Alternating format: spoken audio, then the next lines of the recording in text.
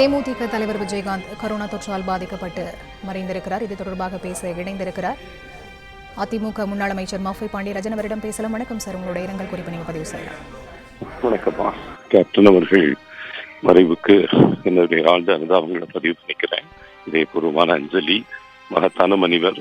ஒரு சாதாரண தொண்டனையும் நினைவு வச்சு வீட்டு கூப்பிட்டு சாப்பாடு போடக்கூடிய ஒரு தங்க மனசுக்கு சொந்தக்காரர். அது திரைத்துறையிலையும் சரி, கலைத்துறை இருந்து அரசியலுக்கு வந்தப்பவும் சரி, எந்த நேரத்திலையும் தன்னுடைய கூட நின்னவங்களை எந்நேரமும் நினைவு தாங்கி தங்க தாம்பாளத்துல தாங்கி பிடிப்பேன்னு சொல்லுவார். அடிக்கடி சொல்லக்கூடிய வார்த்தை. அந்த மாதிரி தொண்டர்களை தங்க தாம்பாளத்துல தாங்கி பிடிச்சிட்டு இருந்த ஒரு தலைவர். மிக மிக எளிய வாழ்வு முறையை வச்சிருந்தவர். எந்த விஷயத்தையும் கடைநிலை தொண்டன் சொல்றதையும் காது கொடுத்து கேட்கக்கூடிய ஒரு பண்புள்ள ஒரு மனிதர். அவருடைய ஆன்மா சாந்தி அடையணும்னு இறைவனை பிரார்த்திக்கிறேன். அவர் உருவாக்கிய வெற்றிடம் அவ்வளவு எளிதாக நிறைவேற்றக்கூடிய ஒரு வெற்றிடம் அல்ல. அவர் முதல்ல எழுந்து வந்த பொழுது அந்த எழுச்சி, அவர் உருவாக்கிய எழுச்சி, குறிப்பா தென் தமிழகத்துல அவர் உருவாக்கிய கொங்கு நாட்டிலையும், தென் தமிழகத்திலையும், வட தமிழகத்திலையும், எல்லா இடத்துலையும் ஜாதி மதம் பேதம் இல்லாமல் ஒரு மிகப்பெரிய எழுச்சியை உருவாக்கி காட்டியவர் ஒரு மனிதர்.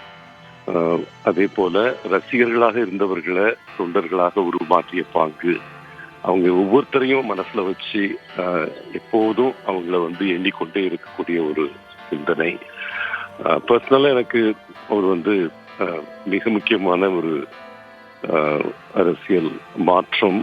பிசினஸ் பார்த்துட்டு இருந்தோன்னா அரசியலுக்குள்ள கொண்டு எலெக்ஷன் நிக்கணும், சொந்த ஊர்ல போய் நிக்கணும், அந்த மாதிரி எல்லாம் எண்ணங்களை ஊட்டி விருதுநகர் பாராளுமன்றத்துல எனக்காக 3 நாள் எடுத்து கடின உழைப்பு தந்து, ஆனா அதுல வாக்குகள் பெற்ற பொழுது இது கட்சி தொண்டர்களே உழைப்பு கிடைத்த ஒரு மிகப்பெரிய வெற்றின்னு ஒரு தோல்வியை கொண்டாடிய தலைவன். அதே போல விருதுநகர் சட்டமன்றத்திலையும் நின்று வேலை பார்த்து அதுல மிகப்பெரிய வெற்றி அடைந்த பொழுதும் கூட சட்டமன்றத்துல ஒவ்வொரு பேச்சிலும் எனக்கு வாய்ப்புகள் கொடுத்தாரு. அதிகமா பட்ஜெட் உரைனா அது கூப்பிடுங்க மாஃபா சார்ன்னு சொல்லக்கூடிய ஒரு மிக மிக பெரிய வாய்ப்புகளை எனக்கு அரசியல தந்தவர் கேப்டன் அவர்கள்.